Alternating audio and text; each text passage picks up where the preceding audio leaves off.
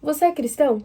Ou você é só mais um evangélico? Infelizmente, no nosso mundo, atualmente nós temos visto um número enorme de crentes evangélicos, mas pouquíssimos cristãos que vivem de fato os valores do reino e que estão dispostos a viver uma vida para o Senhor. Nesse vídeo, a gente vai ver a raiz do nome cristão, de onde ele veio, como é viver esse verdadeiro cristianismo. Então, se você quer descobrir se você é realmente cristão ou se você é só mais um evangélico, eu te convido a continuar nesse vídeo. Eu sou a Nath Souza, muito prazer. Seja muito bem-vindo ao meu canal e a esse vídeo. Antes de tudo, eu quero te pedir 3 coisas. Se inscreve. Segundo, curte esse vídeo para ajudar nosso canal e mais pessoas conhecerem o que é realmente viver uma adolescência, uma vida para o Senhor. E terceiro, comenta o que o Senhor está falando com você, alguma sugestão. Vamos ao que interessa. Eu quero começar lendo Lucas 9:23, que diz assim: Jesus dizia a todos: se alguém quer vir após mim, negue a si mesmo, dia a dia tome a sua cruz e siga-me. Pois quem quiser salvar a sua vida, a perderá. E quem perder a vida por minha causa, esse a salvará. Aqui a gente vê um convite de Jesus às pessoas que estavam presentes ali, a elas virem após ele, seguirem os passos dele. Isso de vir após mim e seguir a ele não é só sobre simplesmente andar atrás dele, mas é sobre seguir os passos dele. A primeira coisa que eu quero dizer aqui é que o evangelho, ele é renúncia. Infelizmente, hoje em dia, nós temos visto muito do evangelho da prosperidade, da teologia da prosperidade, né? Porque não é evangelho. Pessoas que realmente estão ali por Jesus. Ah, é porque eu vou ser salvo. Tá bom. Eu creio em Jesus, vou aceitar Jesus, vou ser salvo, vou ver a eternidade com Jesus, não vou pro inferno. E, infelizmente, a gente tem visto pessoas que simplesmente não querem ir pro inferno e que estão felizes vivendo a vida de qualquer jeito aqui e tá bom, no futuro vou pro céu porque aceitei Jesus e a Bíblia fala que se crer no coração, confessar com a boca, você vai ser salvo. Também tem outro tipo de pessoas. São pessoas que estão ali porque, ai, Deus vai me abençoar, ai, Deus vai prosperar minha vida, ai, eu vou ser protegido, e etc. É um consumismo. O evangelho não é disso. Primeiramente, se você aceita Jesus, é porque você crê na cruz dele, né? Eu imagino isso. Então, Jesus, ele carregou a cruz dele. Ele viveu aqui na Terra um plano que não era dele, era um plano do Pai para ele. Então, esse vir após Jesus é seguir os passos dele, é fazer o que ele fez na Terra, é ser manso e humilde como ele era. Assim, Jesus era perfeito. Ele era 100% homem, mas ele era 100% Deus. A gente, nessa Terra, não vamos conseguir ser perfeitos, mas é sobre isso que é viver aqui na Terra, sabe? É buscar estar cada vez mais parecido com ele.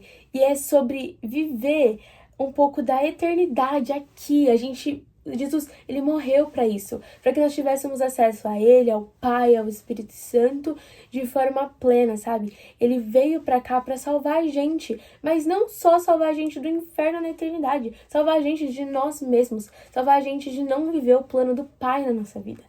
Jesus, ele não veio pra gente simplesmente viver uma vida que a gente quiser, porque o que só importa é a eternidade, e futuramente a gente vai ser salvo. Não, a gente foi salvo no nosso espírito quando a gente aceitou Jesus, a gente está sendo salvo e a gente será salvo. Como assim, Nathalie? A gente vai ser salvo, nosso corpo vai ser salvo, vai ser glorificado, vai ser levado para a glória com Jesus, mas nós estamos sendo salvos, a nossa alma está sendo salva. A gente está num processo de santidade, que isso envolve as nossas emoções, pensamentos, nossas atitudes, tudo está sendo santificado. E Jesus, ele foi o nosso modelo. Aqui ele fala: venha após mim, siga o meu modelo, faça como eu fiz. Ame as pessoas, tenha comunhão com o Pai, tenha vida de secreto, viva o sobrenatural, ore pelas pessoas, impacte as pessoas, renuncie aos seus próprios desejos. Gente, eu não sei se tem gente que se assusta com isso, mas eu acho isso lindo, uma vida de renúncia para viver aquilo que o Pai tem pra gente. E, gente, vamos concordar que aquilo que Deus tem pra gente é muito melhor do que o que a gente pensa que a gente pode viver. Então, eu não sei você, mas eu quero viver uma vida que seja de acordo com a vontade do Pai, porque Jesus não morreu para que eu vivesse de acordo com a minha própria vontade. Jesus, ele morreu para que nós pudéssemos viver a vontade do Pai. Jesus morreu para que nós pudéssemos ter acesso à presença dele. Quando Jesus morre lá na cruz, a gente vê que o véu do santuário se rasgou pelo meio. A gente está tendo acesso à presença de Deus. Então agora eu quero puxar um ponto de que é o seguinte: Jesus, ele foi, mas ele prometeu o Espírito Santo. Então, lá em João 14, 15, ele vai falar assim: se vocês me amam, guardarão os meus mandamentos. E eu pedirei ao Pai, e ele lhes dará outro consolador, a fim de que esteja com vocês para sempre. É o Espírito da verdade, que o mundo não pode receber, porque não o vê nem o conhece. Vocês o conhecem, porque ele habita com vocês e estará em vocês. Então tá, vamos destrinchar esse texto. Primeira coisa, tem tudo a ver com o que eu tava falando. O versículo 15. Se vocês me amam, guardarão os meus mandamentos. A gente tem as 5 linguagens do amor, né? Toque, presente, ato de serviço, etc. A linguagem de amor de Deus é a obediência. Se vocês me amam, guardarão os meus mandamentos. Então, se você quer demonstrar pra Deus que você ama Ele, obedeça, entendeu? Deus, Ele não criou as leis, Ele não é nosso Senhor para nos fazer o mal, muito pelo contrário. Você vai ver que todo o Sermão do Monte, que é a lei do Novo Testamento, digamos, tudo é sobre viver uma vida virtuosa, uma vida plena, sabe? Deus, Ele não te proíbe de beber pra você, né? Vai fazer mal pra você. Não vai. O proibir você de beber, isso é ele tá protegendo o seu corpo físico. Porque se você beber, gente, é óbvio, seu corpo ele não vai ficar bem. Então Deus ele tá protegendo o seu corpo físico, a gente vê isso. Quando Deus ame os outros, ame as pessoas, ali ele tá nos levando pra um lugar da nossa alma não tá tão vidrada em si mesma que a gente é consumido por isso e a gente começa a ter crise. Porque ansiedade, gente, essas coisas, eu sei que é doença, que tem doenças, mas eu já lutei contra isso. E o remédio pra isso foi eu parar de olhar pra mim mesma. Foi eu me render aos pés de Jesus, olhar pro Pai e falar: Espírito Santo, o Senhor tem liberdade pra me tratar. E foi eu tirando o olhar de mim e levando pra Deus e pras pessoas ao meu redor que eu fui curada da ansiedade. Gente, não tem outro remédio. Deus, ele instituiu as leis pro nosso próprio bem, porque ele nos ama, entendeu? E essa semana eu tô muito nessa crise, gente, que Deus, ele criou os céus e a terra, ele fez tudo, mas mesmo assim, ele separou um tempo pra decidir o que ele queria da nossa vida. Ele veio, e ele vem, e se você estiver disposto a ouvir o que ele tem pra você, ele vai falar. O Espírito Santo, ele vem e fala qual é o plano de Deus pra sua vida. Por que Deus te colocou aqui? Deus, ele colocou cada um de nós na terra não à toa, mas ele planejou. Lá em Salmo 139 vai falar que os nossos ossos não foram cobertos a ele, quando no secreto nós somos formados e entretecidos. Os pensamentos deles são como grãos de areia, eles são incontáveis. E cada um dos nossos dias foram determinados quando a gente nem existia ainda. E isso a gente vê o amor de Deus por nós, sabe? E o pastor Teófilo, ele sempre fala isso, que o amor de Deus, ele é como uma brincadeira de pai e filho. Que Deus tá com a bola, é o pai, ele joga pro filho. E aí o filho vai e joga de volta pro pai. Isso é o amor. Então Deus, ele manifesta o amor dele pra você, e aí você vem e joga o amor de volta, entendeu?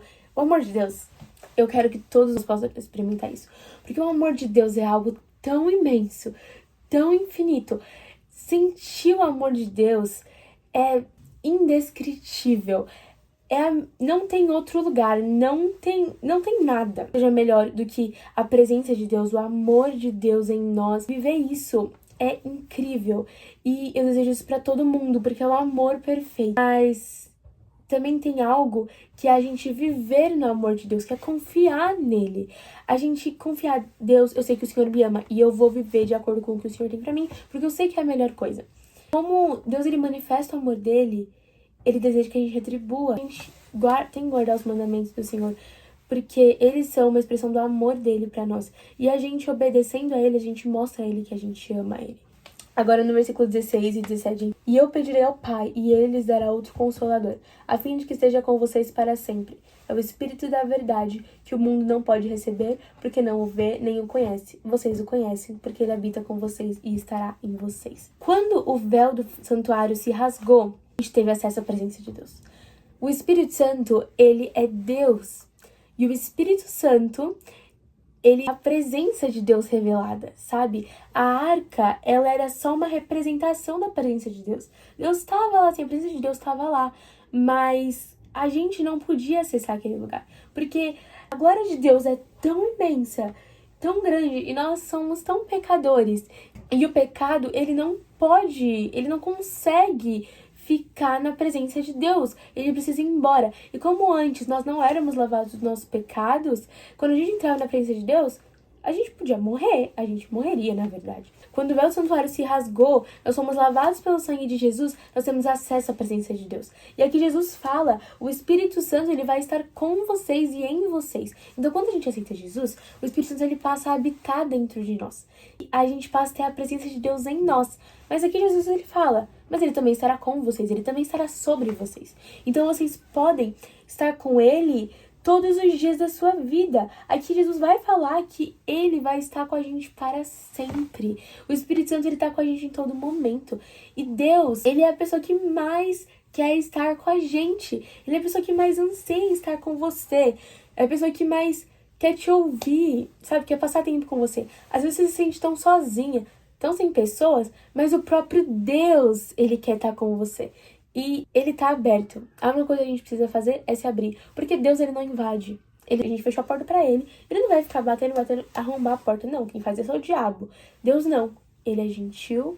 O Espírito Santo é gentil. Ele bate na porta. Lá no Apocalipse vai falar, eis que estou à porta e bato. Quem que vai abrir pra mim? E a gente tem que estar disposto a abrir pra ele. E às vezes é tão difícil receber o amor de Deus, a presença de Deus. Porque às vezes a gente olha para as nossas falhas. Mas é aquilo que eu falei, que é só a gente olhar pra ele. E quando a gente olha pra ele, a gente vê ele, nada mais importa. A presença de Deus, nada mais importa. É um estilo de vida. E essa questão do secreto, o secreto, ele é outro ponto que mostra o que é um cristão, sabe? Uma vez uma moça da célula da minha igreja, ela falou algo que me impactou demais. É um livro de história. E ela não conta a história daqueles que eram perfeitos, daqueles que nunca pecaram. Ela conta a história dos remanescentes. Os remanescentes, eles não são aqueles que eram perfeitos, mas eram aqueles que conheciam a Deus, que tinham fome, que constantemente queriam conhecer a Deus. Assim, a gente não vai ser perfeito nessa terra, mas o secreto, gente, não tem coisa melhor do que ter intimidade com Deus, o próprio Criador. As pessoas hoje em dia estão tão sem propósito, sabe? Mas, infelizmente, mal sabem elas que é só conhecer o Criador e a gente vai conhecer o nosso propósito. E quando a gente sabe para que a gente tá aqui na Terra, tudo muda. A minha vida mudou quando eu conheci a Deus Pai. E Ele me mostrou o que Ele planejou para mim. Então, tudo muda quando você conhece Deus Pai. Porque você vê Deus, você vê o seu Criador. E não tem melhor maneira de conhecer a criatura do que conhecer o Criador. Isso me impacta demais, sabe? O Espírito Santo é aquele que vai nos levar ao Jesus, e Jesus, ele nos leva ao Pai. Isso é incrível. A gente tem essa oportunidade de ter intimidade com Deus. Pensa comigo. Deus, ele é Deus. Nenhuma folha cai de uma árvore sem a permissão de Deus. E a gente pode ter intimidade com ele. Deus, ele nos chama pra isso. Ele não nos chama pra... Tá bom, aceitei Jesus, vou viver minha vida até o céu, Deus. Não! Ele chamou a gente pra viver o céu na terra. Ele chamou a gente pra sermos embaixadores do reino dele aqui na terra. E agora eu já tô indo pra um lugar de evangelismo, etc. E eu vou ler Marcos 16, 15, que fala assim: e disse-lhes, vão por todo mundo e preguem o evangelho a toda criatura. Quem crer e for batizado será salvo. Quem porém não crer será condenado. Estes sinais acompanharão aqueles que creem. Em meu nome expulsarão demônios, falarão novas línguas, pegarão em serpentes e, se beberem alguma coisa mortífera, não lhes fará mal. Se impuserem as mãos sobre enfermos, eles ficarão curados. A grande comissão, né, gente? Todo cristão tem que saber dela, entendeu? Ide por todo mundo pregar o evangelho. Mas, gente, ide por todo mundo e pregar o evangelho não é só você ir pra África, não é só você ir pra Ásia pregar, é isso também. Se Deus te chamou para nações, glória a Deus, e você vai viver esse propósito em nome de Jesus. Mas o ide é na nossa vida cotidiana. Deus nos chamou para trazer o céu pra terra. Jesus morreu para que nós vivêssemos a eternidade agora. O Senhor nos criou para que nós pudéssemos viver isso, sabe? Viver a eternidade, viver o plano dele aqui, entendeu? E a gente que conhece o evangelho, a gente precisa falar para outras pessoas. Gente, você não precisa de um microfone, de um megafone para poder pregar o evangelho. É na pessoa que você vê todos os dias, quando você vai na padaria, quando você vai no mercado, quando você vai no seu trabalho. É falar, Jesus te ama. Começam nas coisas simples. E é incrível como uma coisa leva a outra, né? Uma vida de renúncia, de entender o que Deus realmente fez pra nós, nos leva a uma vida de obediência. E obediência leva a intimidade. E intimidade nos leva a tirar os olhos de nós, olhar pra Deus e pras pessoas e falar, nossa, eu tô vivendo algo incrível, eu preciso que outras pessoas vivam isso também. E minha melhor amiga falou isso uma vez, eu achei incrível. A gente tem uma receita de uma torta incrível. A gente faz essa torta, mas se eu esconder ela e eu comer, só eu comer, como que essa receita vai pra frente? Como que as pessoas vão experimentar essa torta tão gostosa? Impossível. Agora, se eu pegar essa receita e dar pra você, dá para as pessoas, mais pessoas vão poder experimentar isso. Essa receita, ela vai espalhar por tantos lugares e vai ser incrível, tantas pessoas vão poder usufruir. Então, a gente precisa pregar o evangelho. Você não sabe o seu propósito? O seu propósito, ele começa aqui, pregar o evangelho. Agora, como você vai fazer isso? Aí já é uma coisa que você vai ver com Deus Pai. Mas esse é o primeiro passo para você saber o que você tem que fazer aqui na Terra. Aqui agora eu quero ressaltar o que vai acontecer quando a gente pregar o evangelho, né? Quem crer e for batizado será salvo.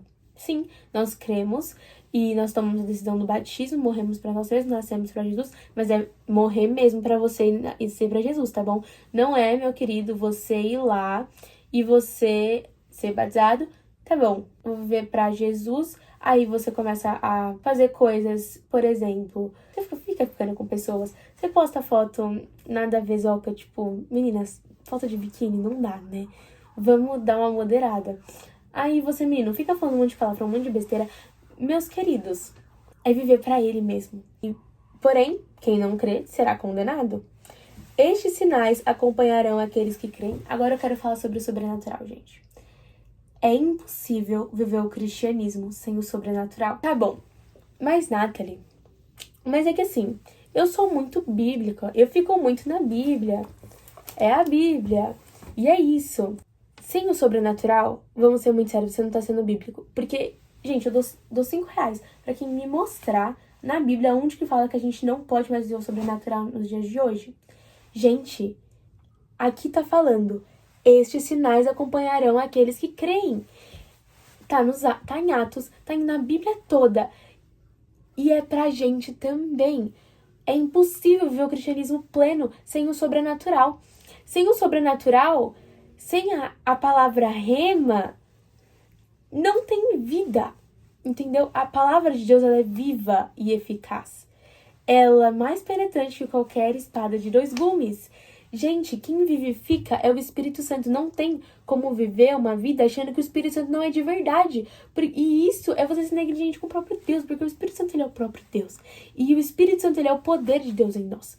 Quando nós somos baseados no Espírito Santo, nós recebemos poder. Isso tá lá em Atos 2, gente. Atos 2 é real, é pra gente viver Atos 2 todos os dias da nossa vida, ser revestidos do poder de Deus e viver os sinais que ele tem pra nós. Aqui na palavra de Deus fala: em meu nome nós vamos expulsar demônios, falaremos novas línguas, pegaremos em serpentes, se bebermos alguma coisa mortífera, não nos fará mal, se impusermos as mãos sobre os enfermos, eles ficarão curados.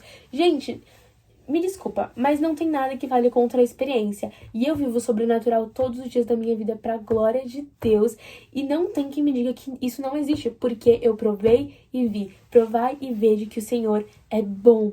Então, se você nunca viu uma experiência sobrenatural, se você não acredita, eu te aconselho em, sei lá, só pedir pra Deus, eu não tô acreditando muito que o Nathalie tá falando é verdade, mas eu vou orar. Se isso for verdade mesmo, me dá uma experiência. Só uma, Deus. Só uma.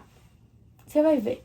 Estes sinais acompanharão aqueles que creem. É impossível viver o cristianismo sem o sobrenatural. A gente precisa sim ser revestido do poder do alto. Isso também é cristianismo. Ser cristão é ser biblicamente embasado, guardar os mandamentos do Senhor, viver em intimidade com Deus, estar em constante processo de santidade, de santificação e viver o sobrenatural. A gente viver em intimidade com o Senhor, com o Espírito Santo, o sobrenatural vai ser uma consequência. Entregar a palavra de conhecimento, palavra profética. Gente, tem gente que exagera em tudo. Tem gente que exagera. Vamos ficar só na palavra. Vamos ficar só no poder. Gente, Deus criou os dois. É pra gente ver os dois. Vamos ver numa balança. Isso é cristianismo. Vamos falar sobre a primeira vez que os apóstolos foram chamados de cristãos.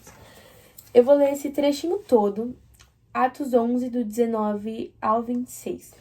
Os que foram dispersos a partir da perseguição que começou com a morte de Estevão se espalharam até a Fenícia, Chipre e Antioquia, não anunciando a palavra a ninguém que não fosse judeu.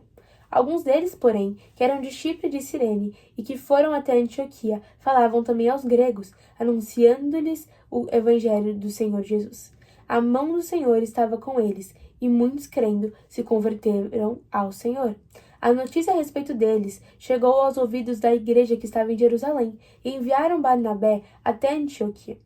Quando ele chegou e viu a graça de Deus, ficou muito alegre, e exortava a todos a que, com firmeza de coração, permanecessem no Senhor, porque era homem bom, cheio do Espírito Santo e de fé.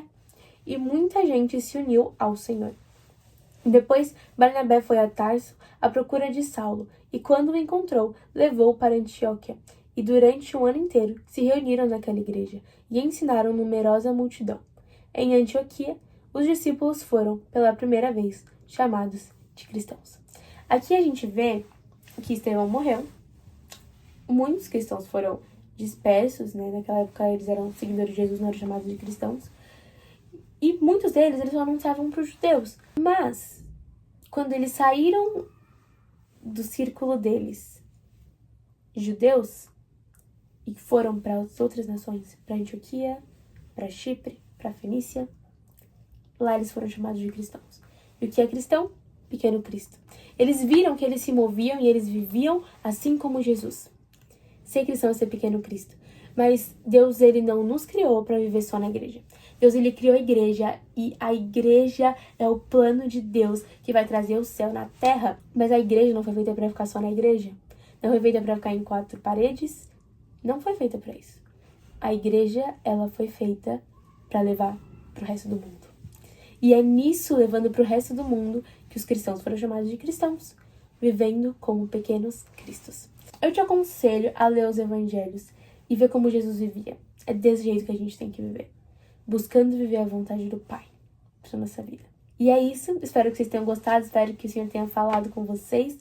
Eu realmente espero que não só esse vídeo, mas todos os outros vídeos, eles possam realmente ser impactantes e que o Senhor fale com vocês. Eu oro para que não seja eu, seja o Senhor falando com vocês.